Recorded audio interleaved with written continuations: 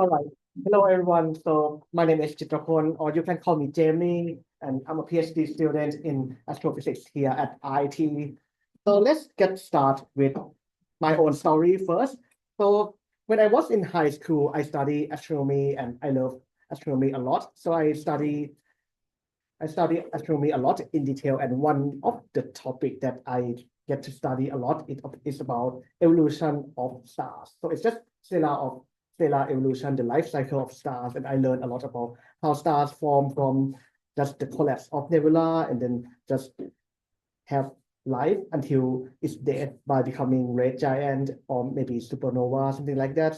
And there was one question that I always wonder since high school is that we learn a lot about evolution of stars, but what about collection of stars like galaxies? That's one thing that is always on my mind since I was young, and that's one of my main motivation for my study at IT. So right now I'm working with Dr. Jehan Khataripe on the galaxy evolution because this is just my motivation to study galaxy evolution. And today I'm going to present you the topic of the death of galaxies. So this is what I have learned so far. When we talk about death of galaxies, the topic can be a bit morbid. So let's look at something beautiful first. So let's look at the picture of galaxies like this. This is the image from JWST or James Webb Space Telescope. And look at like all the galaxies right here. Apart from the bright stars right here, all the little dots in this image, they are all galaxies. And we can see that galaxies come in all shape and form like this. So that's like all shape and form of galaxies. We have spiral galaxies, we have some elliptical galaxies, and all sort of things. So that's like all types of galaxies so far. But let's look at all the beautiful pictures right here. As I said before, galaxies come in different shape and form. We can see some spiral galaxies or elliptical galaxies. Sometimes we can see those irregular galaxies as well. So I'm going to let everyone look at the image and see what you notice in each galaxy. So let's get started with this one. So anyone want to say what they noticed about this galaxy? Lots of H2 regions out in the spiral. Yes, and you mentioned specific thing, H2 region. You can see that all the pink region, those are the star forming regions, and the hot stars in there also excite hydrogen gas in those regions, and we call those regions as H2 region because it's the region of ionized hydrogen which is in the pinkish color right here.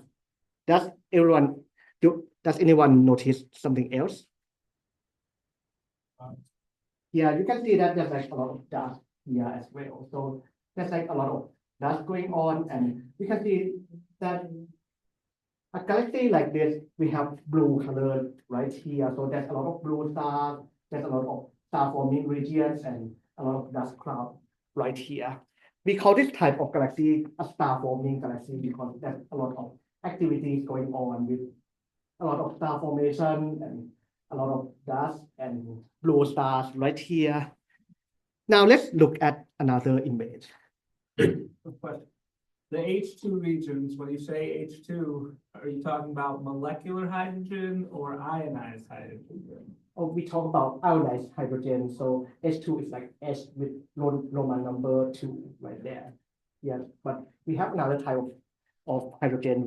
We have molecular hydrogen, which is like two diatomic hydrogen together, and that's a different thing compared to the H2 right here. But when we talk about H2 region in astronomy, we talk about ionized hydrogen here. Yes, that's a good question. So let's get to the next image. So does anyone notice anything about this galaxy? Yeah, out of the top. Yeah. So we can see that it's like elliptical galaxy with no structure, right? And is there anything else that you notice? Yeah, you can see like the jet right here too. So this is M87 galaxy. So it's like one of the galaxies that you might notice. If you look at the color of the galaxy, what do you think about the color? It's like red or like yellowish, right?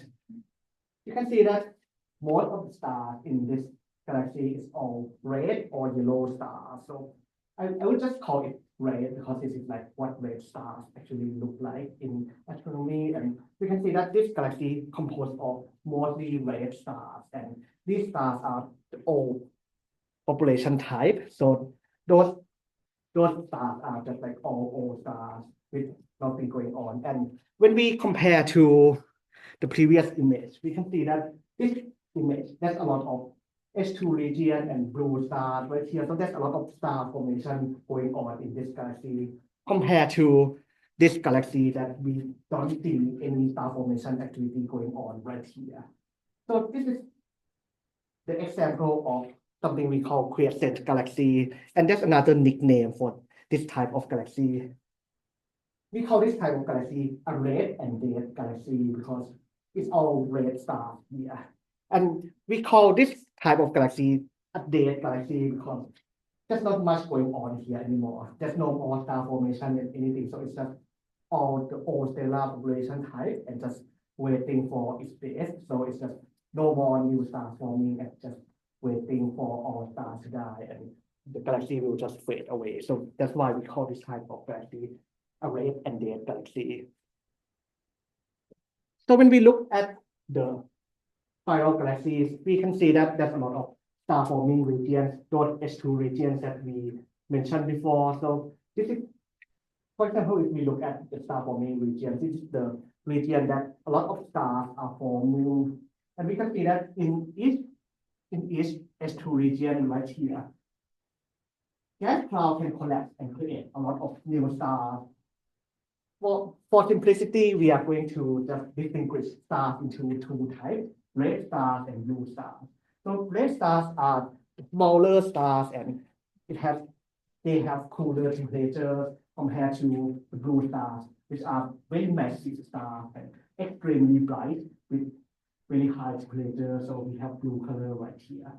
In general, it's easier to create red stars compared to blue stars because it takes a lot of mass to form blue stars. But normally in star forming region, there will be a lot of both red and blue stars right here.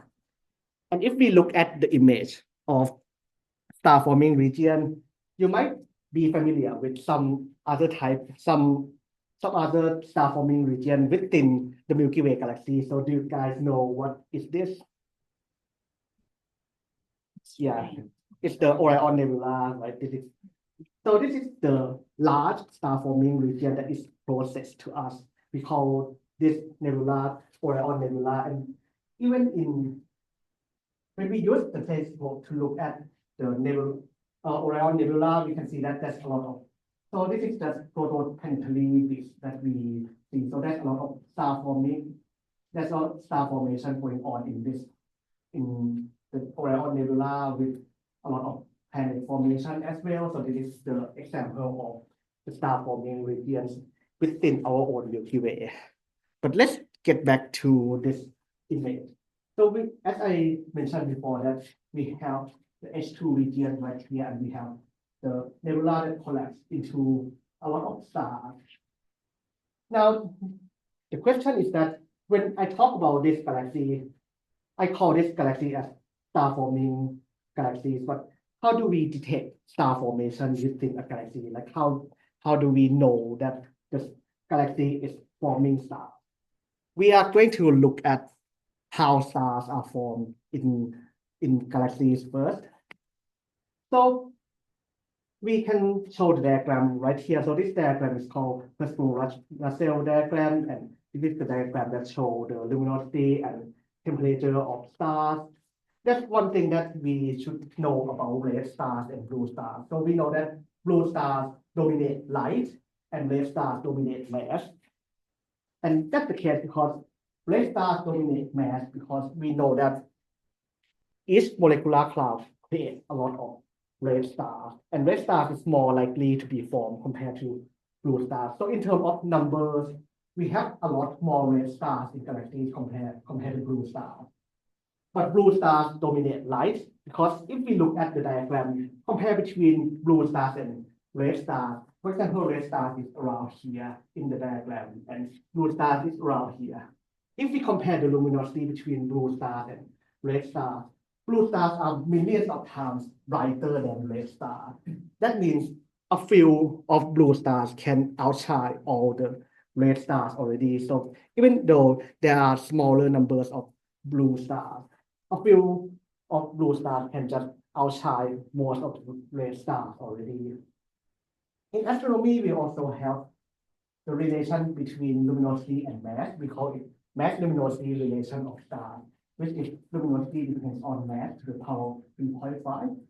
So we know that when blue stars are much brighter than red stars, they are also much more massive as well.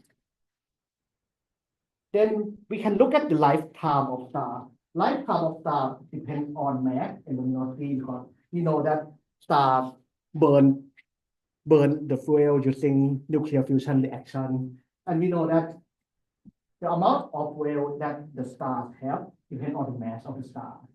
And luminosity is just the rate of how much star use its own energy. So we have the lifetime of stars depends on mass over luminosity. And using this relation, we know that the lifetime of the star depends on 1 over mass to the power 2.5. And this relation means the more massive the stars become, it will have less lifetime. So that means most massive stars die very fast compared to the low mass stars. And that also means that blue stars have much shorter lifetime compared to red stars as well. So usually red stars have the lifetime of around like billions of years, but blue stars usually last just only around a few million years. So the existence of blue stars itself, it also tells that like over the last few million years of that galaxy, there's still star formation activity. So let's look at the image like right here. We can see the blue color right here because there's still some blue stars in there, and a few blue stars can make the entire galaxy blue already. And we know that blue stars have a really short lifetime. That means if there's still blue stars inside the galaxy, it means there's still star formation activity. We can also know that we can notice a lot of H2 regions, which is another sign of star formation as well. So we use the blue color and also the existence of dust and star forming regions as the indicator that this galaxy is still forming stars. But what will happen if the star formation process suddenly stops in a galaxy like this? If star formation process just suddenly stops, what will happen is going to be like this. So in the next few million years, blue stars will just all die out, and after that, all is left is just the red stars in here. So this is the red and the galaxy. So it's just if there's no more star formation going on, blue stars will just die out, and all the remainder of stars will be just red stars. And that is how we indicate that this is the star forming galaxies, and it is the red and red galaxies. Now, before we get to how the star formation stops, let's talk a bit more about the formation of stars in general. So we can look at the life cycle of stars like this. We have nebula that collapse into stars, and there are many ways that stars can die. For example, for low mass stars, they will become red giant and become white dwarf at the end. Meanwhile, for high mass stars, or usually just like all the blue stars, they become supergiant stars and explode into supernova. So that's like pretty much just two main ways that stars can go, and this is the evolution of stars. Now, what I'm going to focus on is the star formation process. So we know that nebula just collapse into different type of stars depending on the mass. Let's look at the star formation process. So we have gas cloud right here that collapse under gravity, and it creates a lot of stars, both blue stars or red stars. Now the thing that I want everyone to look at is condition for the mass for this gas cloud to collapse. For the gas cloud to collapse, we need something called gene mass, which is like the minimum mass that it takes for the gas cloud to collapse into stars. And it depends on two main things, the temperature and density of the gas. What we want is, if we want the gas cloud to collapse easily, this factor has to be small, has to be as small as possible so that it doesn't take too much mass of the gas cloud to collapse into stars. Now we look at this parameter, we can see that we have temperature and density right here. What we want is that if you want this parameter to be as small as possible, we want temperature to be small and density to be large. So the main factor for the gas cloud to collapse into stars is that we need low temperature gas with high density. So that's the key for the gas cloud to collapse. This is one thing that we need to understand in order to understand how star formation of galaxies stops as well, because it depends on the factor of temperature and density as well. So yeah, this is the most important key factor. We need low temperature gas and high density gas in order for gas cloud to collapse into stars. Now, when you understand this factor, let's look at how a galaxy can die. So normally in a galaxy, there's a lot of gas cloud or just like star forming regions in there. And also gas outside of galaxies can also flow into galaxy and just to just increase the gas reservoir for stars to form. So that's like the normal state of galaxy. But sometimes the gas inflow into galaxy can get cut off, or some process inside galaxy can also expel the gas inside galaxy so that there's no more cold gas supply to form new stars in the galaxy. So if there's no more gas that flow inside of the galaxy, or if the gas inside of the galaxy gets expelled out of the galaxy, there will not be any more gas to form new stars. And after that, when blue stars all die out, only red stars will remain. And that is how a galaxy can die. That's the process of the death of a galaxy. Now, my research is, I want to know what actually happens here. And this is also my main PhD research as well. Right now, I'm investigating how this process can occur, how the gas inflow can get cut off, or how galaxy can just stop star formation right here. So that's the main thing that I'm doing my PhD here at IT. So the importance of this study is that one thing, the reason that this topic is interesting is that if we look at the star formation rate of the entire universe, we can see that in the past, this is the star formation rate compared to the time right here. We can see that in the past, star formation rate overall of the entire universe gets larger and larger until we reach this point around 10 billion years ago. At this point, we call cosmic noon. So it's like the peak of star formation in the universe. But after 10 billion years ago, until the present day, we can see that the overall star formation rate of the entire universe start to decline again until the present day. So we have passed the peak of star formation in the universe already, and the star formation will just all go down from here. So we might say that maybe like the universe is dying because there's like no more star formation anymore. But yeah, we don't have to worry about that too much because like that will happen in like trillions of years anyway. But it's like some interesting thing about this is that like the overall star formation rate of the entire universe is just falling down. So this is one interesting thing that I found out, and it's something that we just want to investigate. Why does this happen? So this is also another motivation to talk about this topic as well.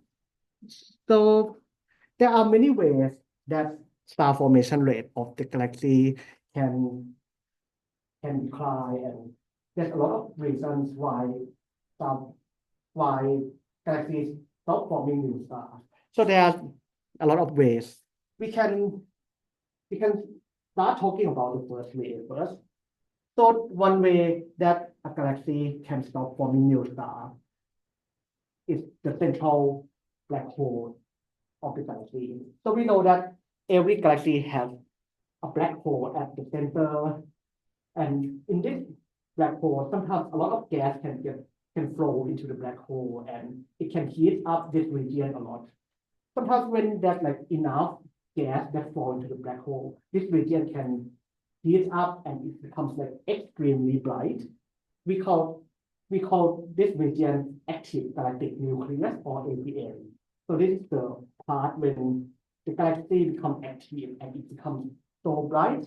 It can be so bright that it's just outside the entire galaxy. So this is the picture of the galaxy with AGN at the center, and you can see that it's just so bright that we cannot see the structure of the galaxy at all. So this is one way. And the thing is that when the galaxy becomes active, it can have a lot of radiation pressure that push all the gas inside of the galaxy away from the galaxy. So the galaxy will just run out of gas and becomes red and dead galaxy. Also, when the galaxy becomes active, the radiation will make the gas inside the galaxy becomes hot. And as I mentioned before, we need cold gas and dense gas to form stars. So if the gas inside the galaxy becomes hot, those gas cannot form new stars as well, because hot gas means they move so fast that they cannot have any gravitational collapse anymore.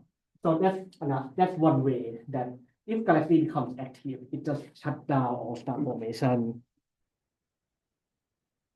Another way that a galaxy can die is through supernova. So we can see that sometimes stars can explode, and those explosions can drive away all the gas from the galaxy as well, especially if that galaxy is small galaxy. For small and less massive galaxies, those supernova explosions can release a lot of energy that can drive away all the gas from the galaxy as well. So that's one way that a galaxy can die. So if the galaxy becomes, there's a lot of supernova going on, and after that, we know that the galaxy stops forming new stars and become red and dead galaxy. Now that's another interesting way to just stop the formation of new stars. We call this death by environment. I forgot to mention that the death of galaxies, that's another term that astronomers usually use to describe this phenomenon. We call this quenching. So this is galaxy quenching, and the process that I told you before about the black holes or supernova, that is part of quenching process as well. And the death by environment, we call this process environmental quenching. If we look at the image of galaxies in dense environment right here, for example, we have a galaxy cluster like this. We can see that near the center of galaxy cluster, we usually see a lot of elliptical galaxies or red galaxies compared to the outskirts, which there's a lot of spiral galaxies and blue galaxies right there. So astronomers have noticed that in dense environments, the star formation rate of galaxies seems to fall down. We have a diagram right here called SFR density relation, or it's the relation between star formation rate and density. And especially for nearby universe, we can see that when the number density of galaxies go up, we have lower star formation rate. So we know that somehow at near the center or in a very dense region, galaxies tend to have lower star formation. So the question is, how does this happen? There are several ways to explain this phenomenon as well. So the simplest way to explain is that it's more likely for galaxies to collide into each other in dense regions. So if galaxies collide into each other, we call this galaxy mergers, and that's like, so astronomers have taken a lot of pictures of galaxies in different states of collision. So we have galaxies right here that are a bit far away from each other, and they start to collide and they start to interact together like this to become irregular galaxies. We can see that the spiral structures of galaxies start to break apart. And if you notice the image like this, you can see that there's a lot of the galaxy that get expelled away from the galaxy.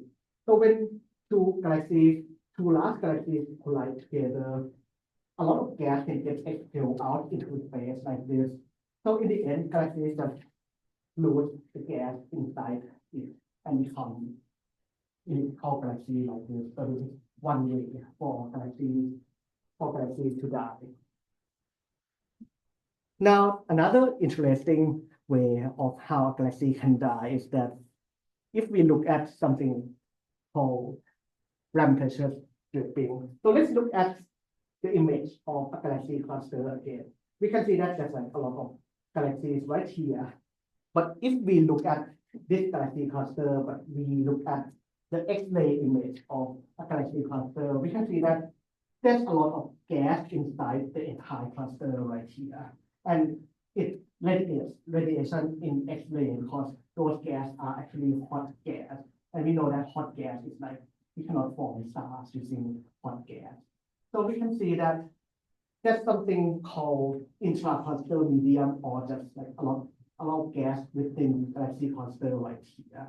So that's like the characteristic of galaxy cluster, especially for massive one. And one way for galaxy to stop forming new stars inside a galaxy cluster like this is if we have a galaxy that moves to a galaxy cluster, we have intra-cluster medium right here. And when a galaxy moves inside the galaxy cluster, the intra-cluster medium right here can just collide with the galaxy and start to rip away all the gas inside this galaxy. So we have the example right here. We call this galaxy a jellyfish galaxy because it's like a jellyfish right here. And we can see that a lot of gas inside of this galaxy start to just get blown away from the galaxy into the outer space right here. So this is the example of Lertprasertpon stripping process. So if a galaxy just moves inside dense cluster right here, the gas inside just gets slowly blown out until the galaxy runs out of gas, and when there's no more gas to form new stars, a galaxy dies. So there are a lot more processes that can stop star formation inside the galaxies, but we can see that there are like a lot of ways for galaxies to stop forming new stars, and it is like something normal that happens in the universe. Now, the last thing that I want to talk about in this talk is about my research. So my research is about the study of environmental quenching using Keck telescope and Herschel telescope. And my motivation behind my PhD research is that if we look at the SFR density relation again, we can see that in nearby universe, star formation rate starts to go down when the density becomes larger. But sometimes if we look further away into this universe, we can see the inverse of this relation. We can see, for example, in around this line, we can see that star formation starts to go up instead of go down in dense environment. And we call this phenomenon as the reversal of SFR density relation. And right now, we still do not have a clear understanding of why it happens. And we don't even know if this is actually true because there's a lot of contradiction among different research. For example, in one research, we have a trend right here that tells that in this universe, star formation rate should go down. But another research paper claimed that the star formation rate should go up instead in this universe, and we still do not have a clear understanding of which one should be the correct answer. And the reason behind this discrepancy is that sometimes we still do not have a clear understanding of how to measure star formation rate or density correctly. So we know that sometimes we have different results right here. So this is just different papers that talk about like whether we have reversal or not. And the possible cause of this discrepancy is that we still do not have enough spectroscopy of galaxies to measure the distance to galaxies correctly. So that's one thing. And also the measurement of star formation rate of galaxy itself might not be accurate as well, because especially for systems with a lot of dust, it's extremely difficult to measure star formation rate correctly. So that's the motivation behind my research. We want to know whether actually environment kills galaxies or not. And my research is that I just use the Keck telescope to measure the distance to galaxies.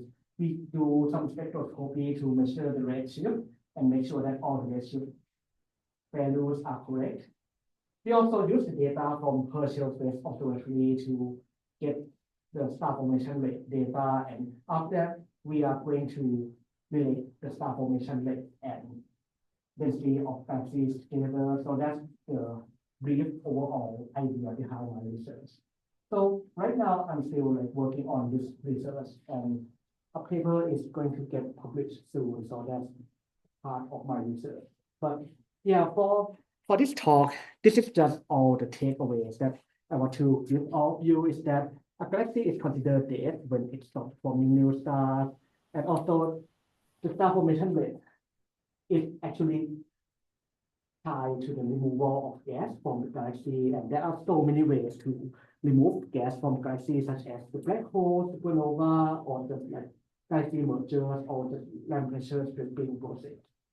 Right now, I'm just studying this process, and after that, when we have time, this is just Q&A, so that you can just ask me about this question. So that's pretty much my talk. Thank you so much.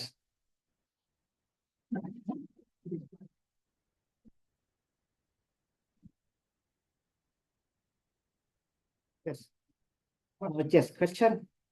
Of the various gas removal mechanisms, which seems like it's all of the above would be involved, which is the predominant driver? Do we know yet? That's a good question. So the question is that out of all the processes, which one is the most predominant? And right now, I don't think we have a clear answer yet. So it depends on which type of galaxy, or which galaxy that we are looking at. Especially for massive galaxy, we usually see a lot of black holes that become active to become and after that, star formation can stop because, for example, the process by central black hole, this usually happens in massive galaxies because massive galaxies have a lot of gas that can fall into the black hole and make the galaxy become active.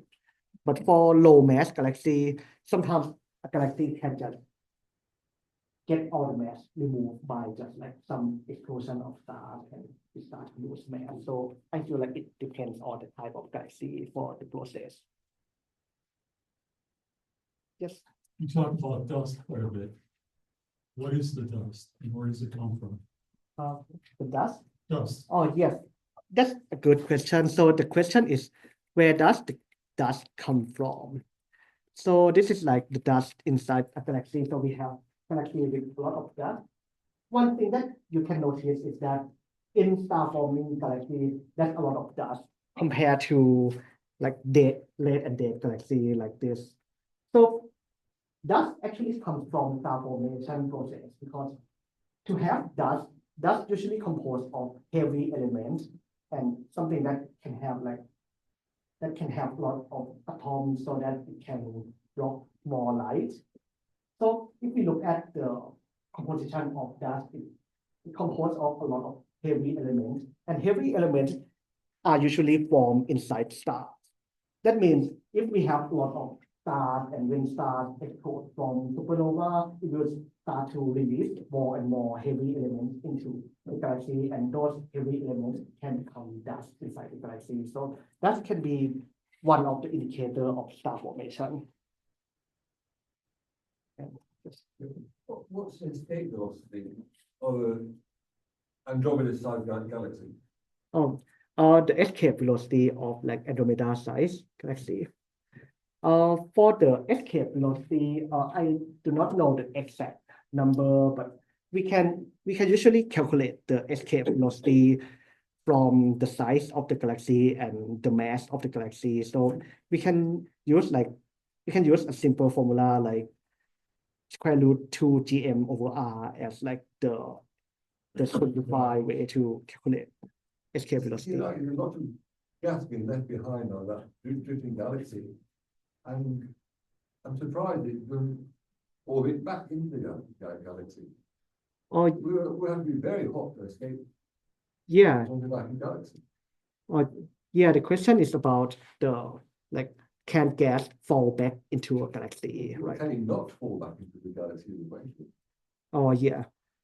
So sometimes gas can fall back into a galaxy as well. So in our Milky Way, we can see this phenomenon as well. We can see that some gas get expelled outside, and we can see that it's in the process of like falling into the galaxy. But also sometimes when we have like galaxies that are really active, the radiation can just like keep pushing the gas out.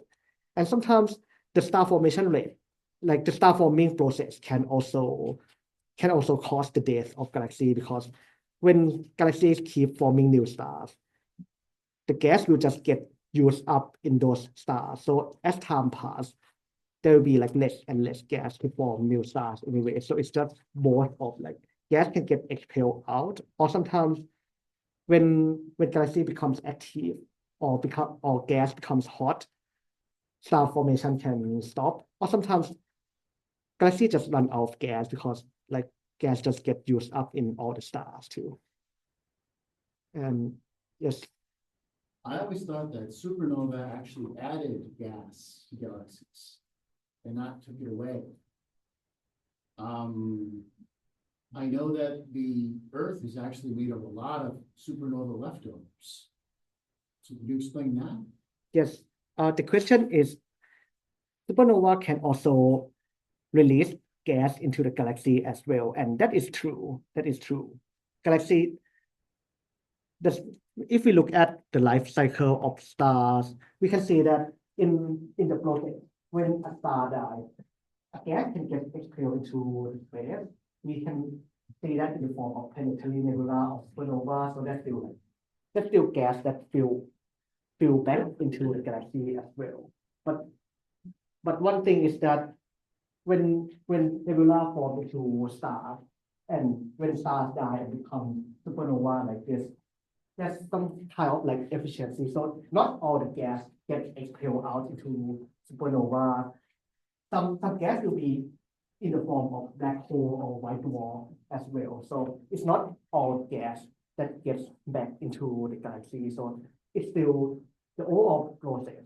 We still lose some gas inside those stellar remnants, and that's why it's like not 100%, but it's still true that some gas still get back into the galaxy, but as time goes by, we will have less and less gas supply for forming new stars. Yes.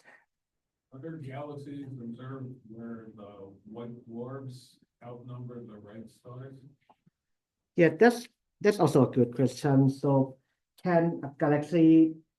is there any galaxy that white dwarf outnumber like all the old stars? So right now, I'm not exactly sure about the answer for this, but normally for the red stars inside galaxies like this, we can see that red stars usually last a very long time, especially for stars that have very low mass. Those stars can have lifetime longer than the age of the universe in the present day. So that's why a lot of those stars that they are still like not dead yet and they will stay for a very, very long time, longer than the age of the universe. So I believe that right now, like most of the stars still stay in like the main sequence. And I still believe that there's still like no galaxies that composed mostly of white dwarf, because mostly red stars can last very, very long time. And you have a question? Yeah, in galaxies that have had star formation shut off because the gas is too hot, can they cool over long time scales and, you know, go from a dead galaxy to being resurrected, or?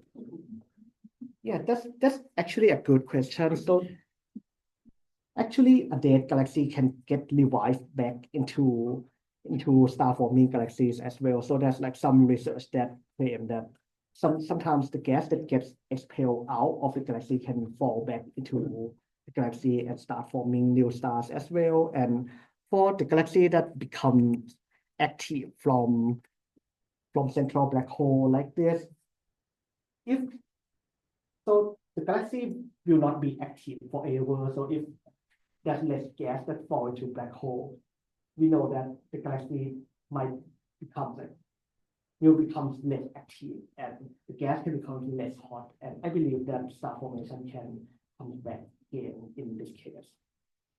And yes, question. Let me go back to that picture of the globular galaxy. Yes, the globular galaxy. It's that spawned from a merger of, say, two solar galaxies. That shows no sign of rotation. Where did the angular momentum go? Or the angular momentum goes? That's actually a good question. The angular momentum from two galaxy merger. Right now, I'm not quite sure about this question yet because I haven't studied this part enough. But that is a good question of like where the angular momentum transfer into. Usually, I think when we look at galaxy merger in general, we can see that a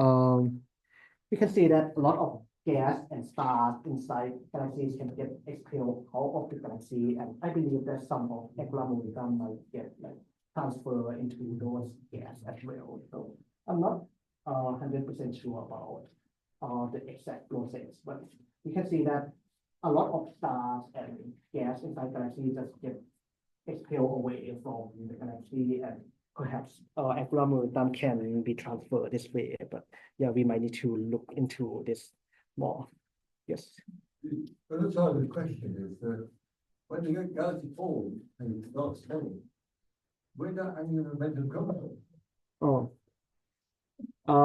The angular momentum from like for galaxy to form, you say? Yeah, when the galaxy forms from that gas cloud. Yeah. But why didn't it start spinning? Why you said it stopped spinning? Why did it start spinning? Yeah. Or when did it start spinning?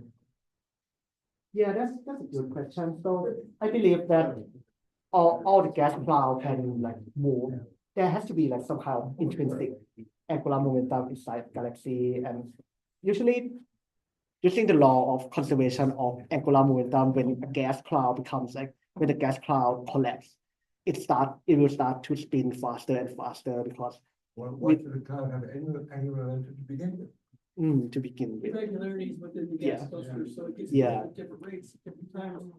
Right. Just collapse like this, it comes in. That's the argument. I'm just not saying it. Well, Yeah. Statistically, experiment. with trillions and trillions and trillions and trillions of particles, statistically, the chance of it completely balancing would be vanishingly small. Right. And if there's any slight rotation to the cloud, that will get amplified, just like when a figure skater pulls in their Yeah. arms. Just having enough angular momentum No, to spin an entire galaxy.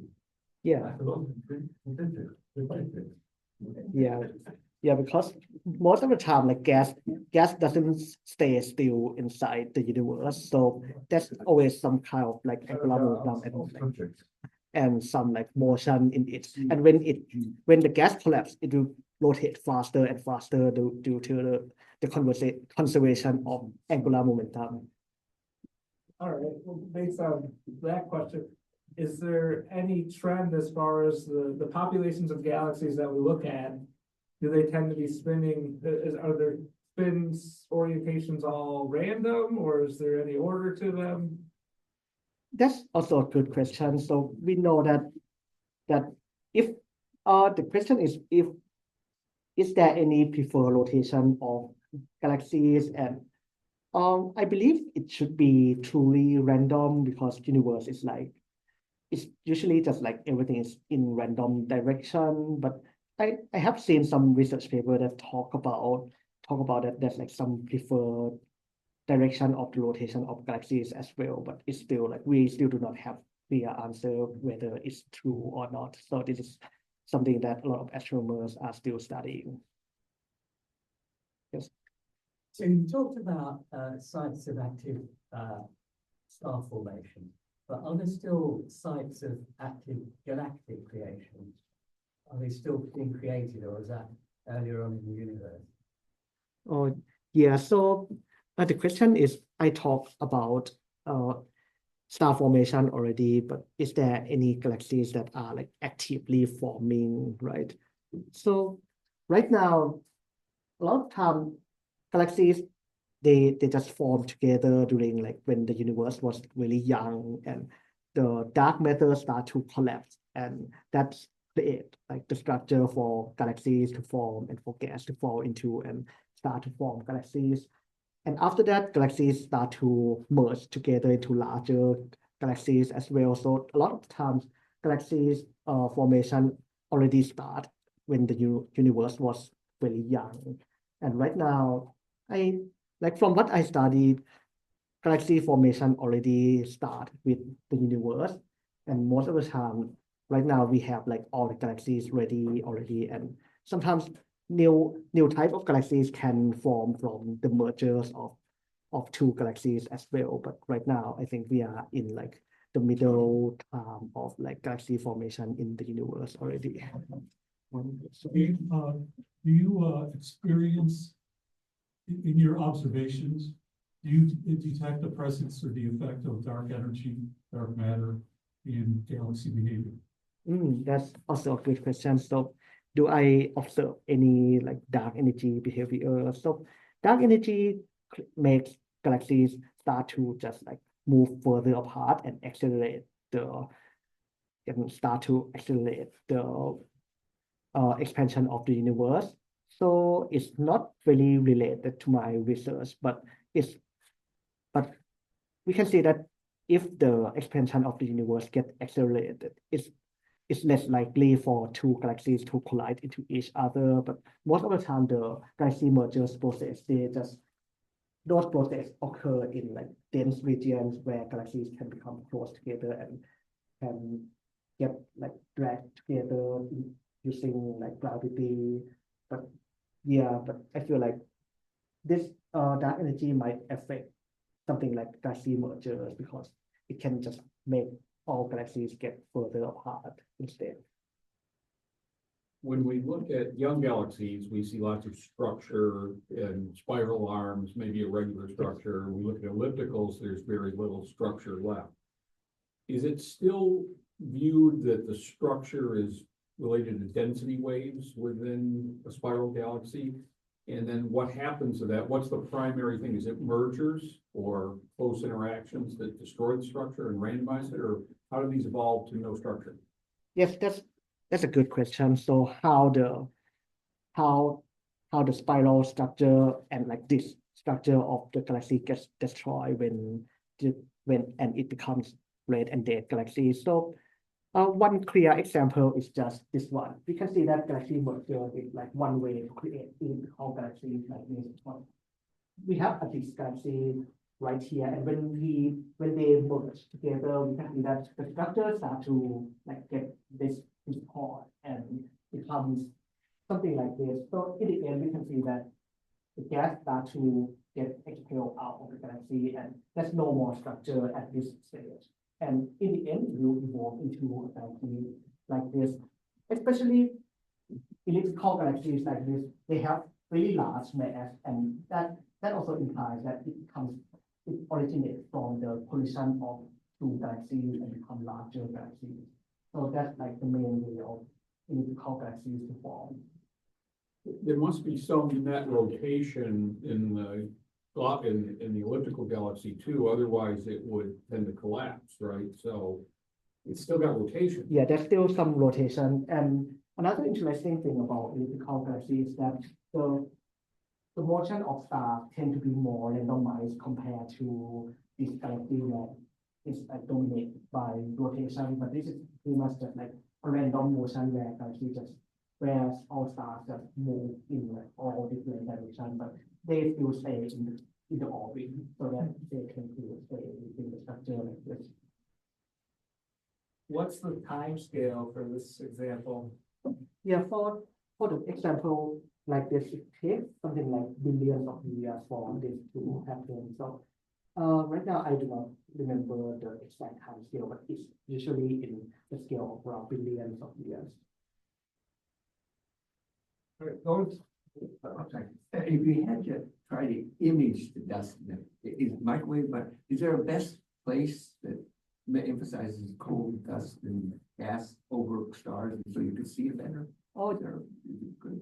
yes, that's also a does good that? question. So if we want to look at the cold star, I mean the cold gas, there's so many ways to look at the gas inside of the galaxy. For example, if we want to look at like the hydrogen gas inside the stars, I mean inside the galaxies, we usually look at it using radio wave because radio wave can see we call 21 centimeter spin flip transition, and that's like the main way of how we use radio telescope to look at galaxies. So we can just place all the gas supply inside the galaxy and see how much gas the galaxy has. Like one of these things where it's radiating, it's pushing gas out, you see a halo around, you see it in that image.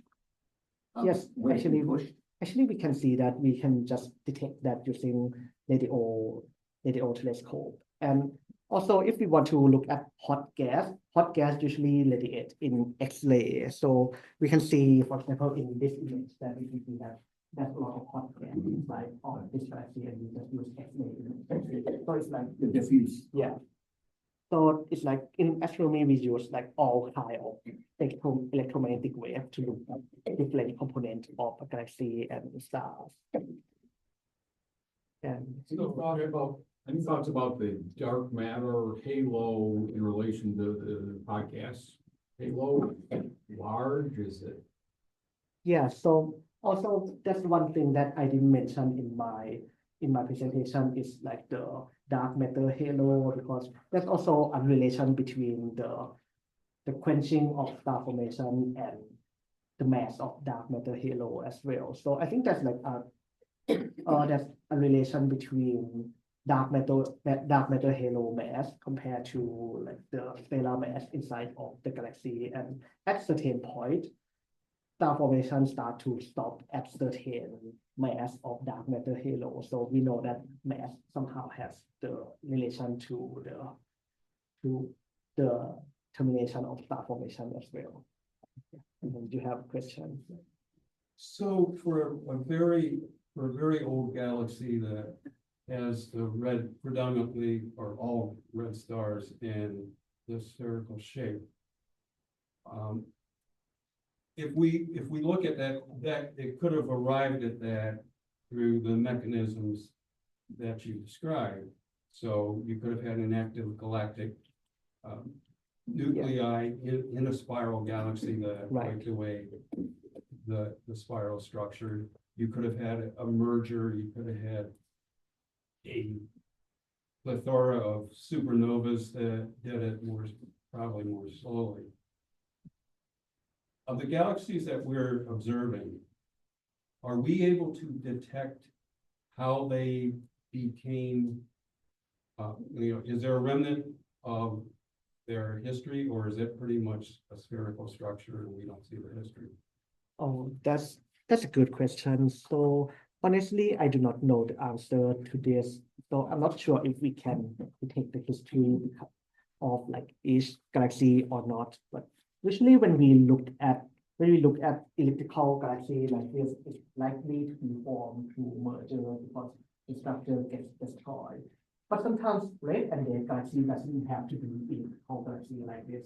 Sometimes spiral galaxies can become dead as well, and we detect some of those dead spiral galaxies as well. But most of the time, I think using this example is like easier to see, but it doesn't need to be elliptical. Sometimes spiral galaxy can stop star formation as well, and there might be different mechanism that like doesn't destroy the spiral arm, but it does stop the star formation too. I got one more question. On your cosmic noon graph, Yeah, there is one data point in green that the error bars are not like on the trend line, that bottom line. Have you looked at what's going on with that one? That's still here. yeah. So for this data point, so I'm not sure what's going on right here, but one thing that we can see is that this is a very distant universe. It's like we look at the galaxy at around like 12 billion light years away, and this is a very far galaxy. So it's likely that the measurements right here might not be accurate because those galaxies are so far away that it becomes harder and harder to measure anything around here. Around here, it's like pretty easy to measure because it's nearby galaxies, but when we look further, it's just harder to measure star formation.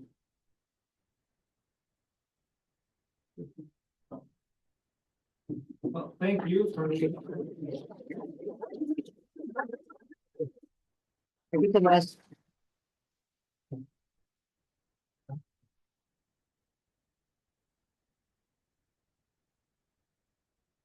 What's that, 7 minutes? Sure, if there's interest, yeah, we can do that.